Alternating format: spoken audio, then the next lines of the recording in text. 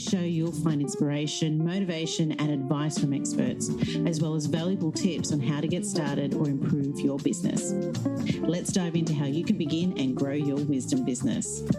Inspiring others looks different for everyone. How will you inspire?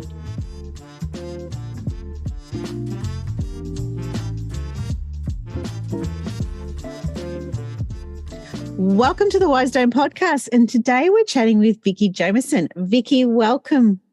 Thank you. I'm so happy to be here. You know what? It's perfect timing because, well, it's always perfect timing to be honest, but you know, how many of us are just head down, bum up, always working. And we kind of forget to take that step back and look after ourselves. Yes. If we're not looking, I always remember my mum saying, you need to love yourself before you love someone else. And you need to sort of it's just that typical airplane thing, give yourself oxygen before you give the kids. You have to look after yourself before you move further. And I think our conversation is going to be awesome because I love what you do because it does touch on that, making sure we look after ourselves. Yes. So share with our audience what you do. So my official title is Natural Anti-Aging Specialist. So what the heck does that mean? Basically, I was a trained beauty therapist and holistic aromatherapist. So I learned a lot of ancient modalities as part of my aromatherapy training. So my beauty work when I first started out was more into how does our energy, like stress levels, things going on in our life, emotional thoughts, how does that impact our skin? Because everything's connected.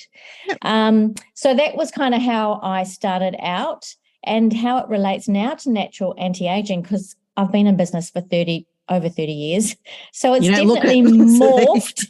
It's definitely morphed and changed. Yeah. Is now into healthy aging because, of course, my business has moved with me as I transition through different phases of life, having kids, doing burnout, hormones.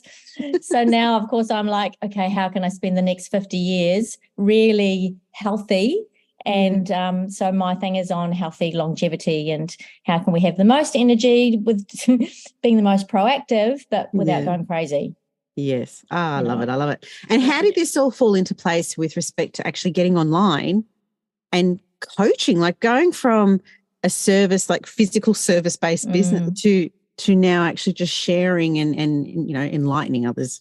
Yeah. So I think probably similar to a lot of other businesses that have bricks and mortar. We were just talking about that. Yep. So I leased rooms in a wellness centre and so I've always done that and I also work from home and of course COVID hit and so I couldn't work at all. So it totally shut down and, so I had to think it was a really great opportunity actually to go, how can I bring all my IP out into the workplace because also every year I was facing that whole burnout thing.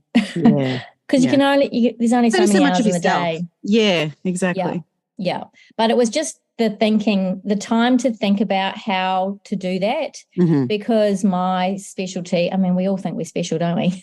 Let's face it. We're unique. We're unique. So how could I get all the stuff that was in my brain out into a course that was going to really benefit women, especially women in management, which were a lot of my client base, on self-care essentially, but through that perimenopause and menopause journey, which for some women can really hold them back, be really challenging from a thought process if they're doing presentations and in meetings. How could I really impact them so that life is not so hard? Yeah. And it's interesting you mention all of that because, there's always, what's my point of what I'm trying to say here? I am just like I was saying, like it's on topic at the moment because I've been speaking to so many people who look, it could be just the time of the year. It's winter here in Australia, Melbourne. It's just bleh. And all of us, we feel our skin, we feel crappy inside, everything, all those sort of things are just affecting us. Yeah. And there's that constant conversation of how do I just balance this out so I don't look 50 years older than what I really am because I'm so stressed. I'm so exhausted. And I think, you've hit the market right there. That's fantastic with respect to, what you're trying to do to help people. So going through that process of trying to draw out what you have in that gorgeous brain of yours and bring it out and deliver it to other people, what options did you sort of give yourself and what made you feel comfortable? And why did you feel comfortable with those options on how you were going to deliver? So what I mean by is, instead of doing a membership, why did you go with courses, or not courses? Why did you go with coaching? What was that sort of run through for you? Yeah, so I initially started with coaching and thought I could do one-on-one coaching because obviously that was a quick fix over that 2020 period. So I created my burnout program. Yeah. So that was more when people need a little bit more hand holding, which I think for some people that's really valuable. Yes, of course. But then what I really wanted to achieve was that greater audience or greater impact. So it had to be something that I could leverage. So a course was I had kind of been thinking about it for the last 10 years. Bit of a slow mover. Really, it was just time, when you're busy in clinic, you haven't got time to think about these things. Yeah. So it kind of gave me the impetus to just go, you know what, I've always thought about this. There seems to be really good traction. I've done some marketing courses and, I follow a lot of Amy Porterfield and a whole lot of people. Yeah. So I kind of dabbled a little bit and started and not finished a whole lot of stuff. So it was just looking through what was going to work from a leverage perspective that I could take forward. Because also I had to think about retirement. Yes. Yeah, you can't do this for the rest of your life. Yeah. Physical retirement. As in clinic, I can only work for so many, like I'm coming up, like I'll probably work till I'm 65 in clinic. Yeah. But I want to have, books and exactly. that Other impact. things. Yeah. For a lot longer because it's ever changing, isn't it? Yes. So I don't think I ever felt comfortable in that realm or that question. Did I feel comfortable? No. I had to do a lot of recording and stuff like that. So I've got video footage and PDFs and workbooks. I kind of had to try and hit all those learning abilities or how we process information. Yep. So my course is also quite in-depth from a science perspective and knowing what's going on in the body. The whys. So there's so there's kind of layers, so light fluffy stuff. So if you want to just skim through things, but then for the people that have been going through it a little bit more, how does that work? I want to know a bit more. Deeper understanding. Yeah. So I wasn't comfortable doing a lot of visual stuff, but I had to get comfortable. You just have to do it, don't you? I know. Yeah. Go ahead. Yeah. So I was just going to say, you've just got to take the plunge, and you know what? Sometimes it's just what happens. Yeah, exactly. And isn't that's just everyone just do it. Just get out there, just do it. You're never going to be perfect the first time. But touching on, what felt comfortable, what didn't feel comfortable, like we just said, just do it. But isn't it interesting? So many people, I think, hold back from going down certain avenues that could be ludicrous for them in the sense of return. And just investing that little bit of time, that little bit of energy and just biting the bullet and going, you know what? They're here for the information, not for my face. Yes, exactly. And what's the worst thing that could happen? That's what kept ringing through my ears. It's like, what's the worst thing that could happen? I'm recording this. I could re-record it. Like, I'm not that kind of person. I'm like, this will do. This will do, yeah. This will do. This is now or never. Over perfection. So this is going to get me raw.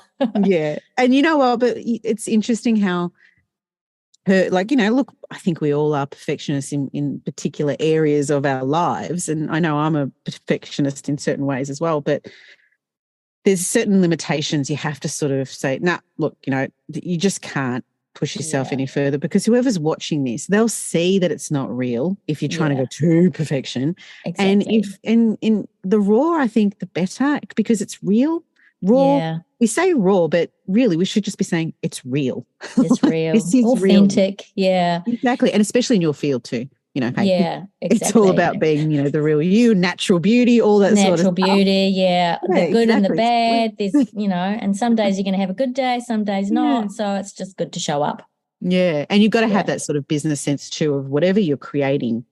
sometimes it's just not going to feel comfortable, Yeah. or, a certain task. Like I'm sure many out there hate the whole perspective of Facebook ads or social ads. I'm going through that path at the moment. I hate this stuff, but I hate it. Got to get out of your comfort zone sometimes and just jump in wherever you can. Well, the other thing too is time is money. So you can't just keep doing it until it's perfect. No. And same with Facebook ads. You know what? You just got to that's like everything in business. You got to track, you got to do something, track it, look at the things, what's working, what's not, change what's not working. And so same with doing video stuff. If it's working, good, great. If you just really stuff up, you can change it, can't you? Exactly. And people will be honest with you too. I think a lot of the time you just ask, how's it going? Do I need to change this? And I like what you said too. There's different levels of what you're teaching, especially with what you do. And, you've got that, like you said, the fluffy level, and then the deeper dive, which more on the scientific level, the whys, the hows, all that sort of stuff. When it comes to creating a course, and like you said earlier, even I think it was before we were recording, having something that is self-paced, especially for people learning out there, everyone's very different. And you did touch on just very quickly the fact that everyone has different learning styles. So obviously taking that into consideration based on what you were teaching, I think that is spot on. You really know what you're doing in that regard. You say you weren't comfortable and you were trying all these things, but you pretty much knew what you were doing in that sense. Like, you obviously went. I used to do a lot of speaking for one of my brand partners, and so on stage, to educate. And so I suppose I learned that at that time for education. And so that comes. I was going to ask, where did you get all that background from? Who did you learn that from? No, because it's great. Because I think, when we're running a business, we're constantly learning, and we're always trying to see, new ways to expand, evolve, whatever it is. So spot on. So obviously, and sometimes external factors push us, such as COVID, in a particular direction. So from that, going through that, phase of, creating your course, putting it up there and so forth, what was the biggest takeaway that you got once you put it out there? What was the biggest, actually not takeaway, but biggest challenge that you came across initially when you were putting it out there? I think getting it known. And this is still something that I'm working on at the moment. So it's not like I'm not like massive. Like lots of people haven't heard of me. So it's kind of like just getting the message out there. So getting the messaging is still kind of a work in progress, if you like. I think it always will be, though. Yeah, I think we always kind of want to tweak and things change. And I think too, at the time when I made my course in 2020, I had a group of women who I was really thinking of, and they basically went through the first rendition, if you like, live with me. So we kind of worked on it together, which was a good way to sell it. Like, I basically sold it, then made it. Well, but that's the way you should do it, especially when you're starting out. Yeah, exactly. Yeah, but luckily I had the time. Good and bad things. So I think it's just a matter of just doing that change as you need to, and don't wait. Again, it's that don't wait till it's perfect. Yeah. But the messaging is still my challenge, and getting the message out there. So and it's very much about, especially because you're the person behind this, like it's you that you're selling, so you've got to get your profile built up and so forth. What ways have you been trying to build up your profile so far? I do actually do a bit of speaking, public speaking, so workshops and events. So that's my main way at the moment. And then, of course, I'm on LinkedIn and Facebook, Instagram. Most of my menopause stuff is on Instagram. So I find it really good for traction, actually. So I do get a lot of exposure through that. That's mainly it, and it's just word of mouth. Yes. And that's the most valuable, isn't it? Word of mouth. Feedback right there, and all that jazz. And so going forward, and seeing you obviously, like you said, your business has evolved over the years through the phases that you've gone through with life. So obviously, well, I'm guessing, and you did touch on this a little bit, you're setting yourself up to slow down a little bit. How is that looking for you with proceeding from there? Well, gosh, I don't know if it's slowing down. Because it's the thing, you've got to build up your profile, so you've got to build up to a point. I know, exactly. So, the aim is to slow down a little bit and not be so frenetic. But because clinic life can be, by the hour and, kind of churning a little bit, which is the energy, I guess, that I don't like anymore. Yeah. Although mine's very low key, but it still has that component to it. Yeah. So, I'm also contributing to a book at the moment, just a chapter. Yes. So there's a few things in the pipeline as far as moving forward for exposure. Yep. And I'm still speaking to organisations too, like, banks and councils and just, private enterprises for women's health, women's wellness in the respect of menopause. So that actually gets a lot of traction. Yep. So that's a bit of a focus for the next sort of 4 to 5 years, really. Yeah. So the plan is very loose. No, but that is such a good point you've made right there, right? Thinking outside the square, because some people, when you're going into the world and you're like, okay, like yourself, beauty and so forth, they just like there's this sort of you have blinkers. Face. Yeah. And like you said, you're heading towards that corporate, putting it out there, because people who work in corporate are your audience as well. Yeah. And they're always hungry for knowledge. They're always learning. So that's a perfect fit in that regard. Yeah. What advice would you give anyone that is in, like you said, you came from bricks and mortar and are thinking of translating whatever their service is into an online service, such as a membership or course? What advice would you give them? Something that I did, which I found quite valuable, was just brain dumped like once a week. Because you know how, like you have I don't know if you're like me, you have a shower and you think about all these amazing things that you could do. Yeah. Don't you have the greatest ideas in the shower? And you come out and then life starts happening. And then you're like, then you're kind of thinking, oh my gosh, what was I thinking? That was a really great idea, but I can't remember what that was. Let me go have another shower.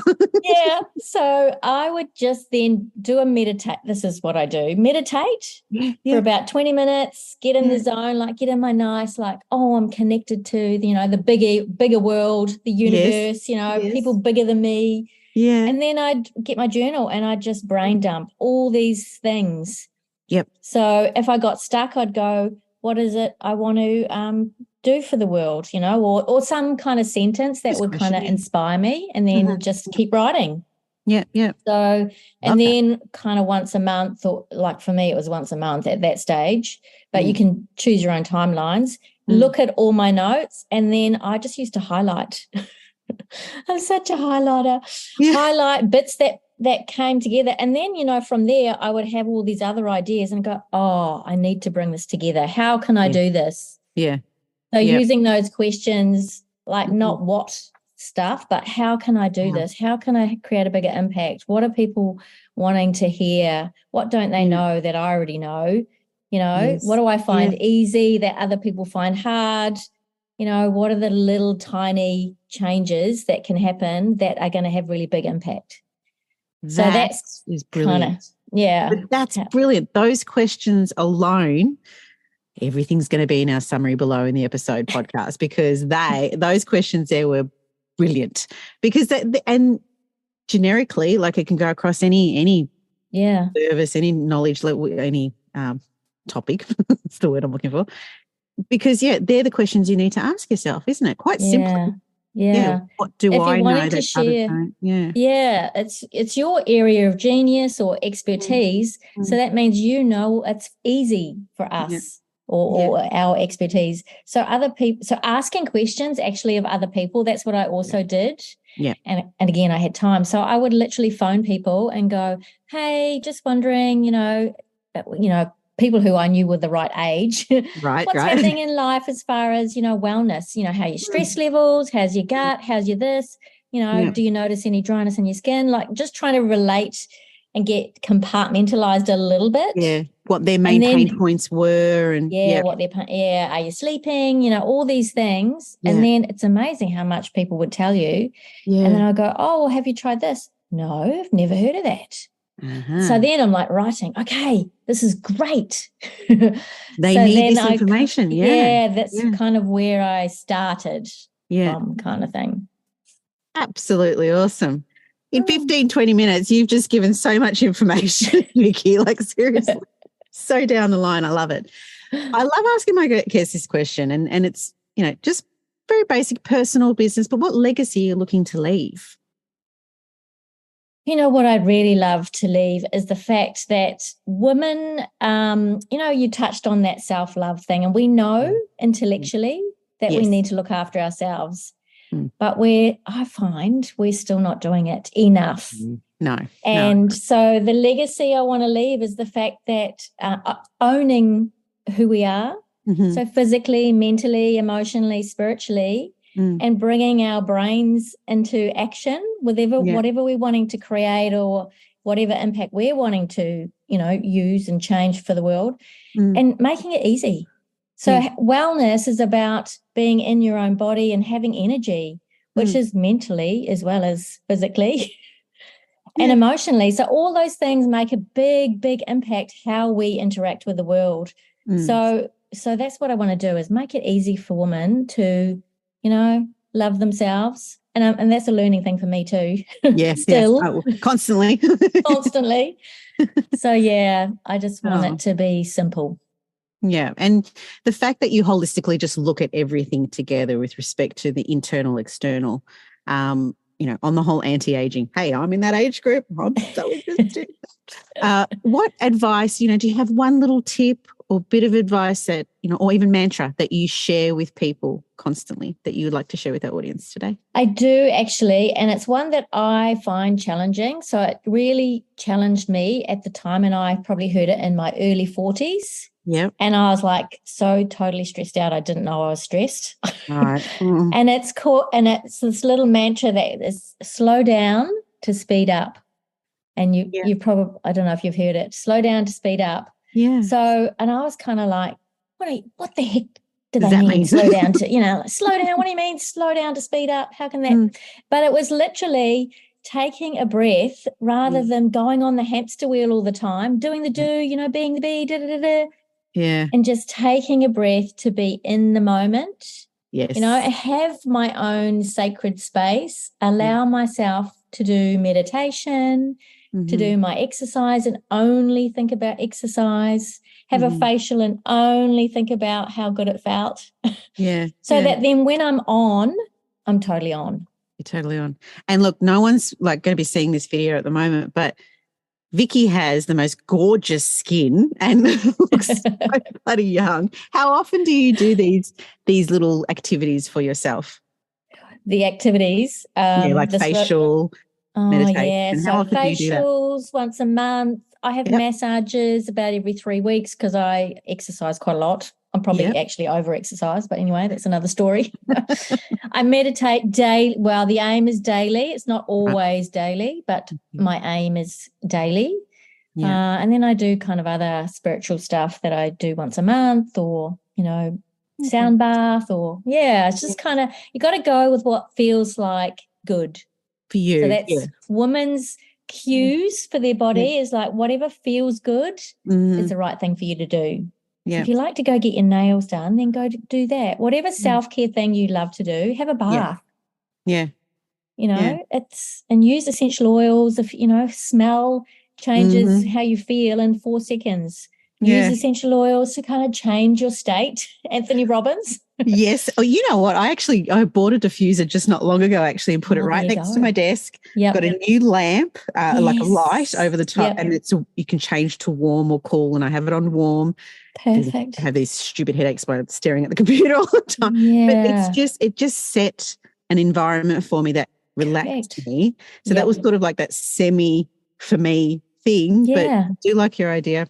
That self-care is setting up your environment to be good, like nurturing. Like I've got like candles by my workspace, smelly things, chakra rollers. So if I feel like a bit like, oh my gosh, I can't cope, I just put my little roller on, have a little smell. Smell. Oh, right, I'm in the zone again. Yeah. So it doesn't take like a long time. You don't have to do a facial every week. Yeah, it doesn't have to, you don't have to take out an hour every week or whatever. You can just it's a little moment. things. Yeah, little moments. Reset. Awesome advice. Awesome tips. Thank awesome you. Conversation. You're absolutely amazing. And Vicky, do you have any offer that you'd like to share with our audience today? I do have an offer on my online Thrive Through Menopause course, it's called. So this is the self-paced one. So $100 off through your podcast. Awesome. And I can give you the coupon for that. They can just apply that. Yep. No go for it. And that's self-paced, like you said. What would be the involvement required for anyone who is doing that course? So it's on a platform that gives you videos of information plus some downloads. Yep. So it does go through the physical, the mental, and the emotional side of going through hormonal changes, obviously in your 40s and 50s, but also to that spiritual setup, so that you have, so it's nutrition, energy work, chakras, stress management tips. It's heaps. And you have it for life. Yeah. Awesome. Well, that's awesome. Well, thank you for that, Vicky. I really appreciate it. All the details of Vicky's offer will be in our podcast summary below, including the link and the coupon. Be sure to click on the link and don't forget to subscribe to the Wise Dome podcast and leave some feedback for us too, because every little bit helps. Thank you again, Vicky, for your time. Thanks for having me. Thanking our sponsors today and every episode that we do go live with, Wisdom and the Wisdom on Wisdom events. Be sure to check out details in our summary below. Wisdom is our learning and content management platform for anyone who's sharing their content online through memberships, courses, challenges, creating a community and engaging with their members. All details, like I said, are below in our summary. Thanks for listening to the Wise Dome podcast. If you enjoyed and have been inspired by this episode and you'd like to support the podcast, do subscribe and please share it with others. Post about us on social media or leave a rating and review. To catch all the latest from me, Nikki Kelly, you can follow me on Instagram at Wise Dome Podcast, WISEDOME podcast. I'm Nikki Kelly. Thanks again, and we'll catch up next time.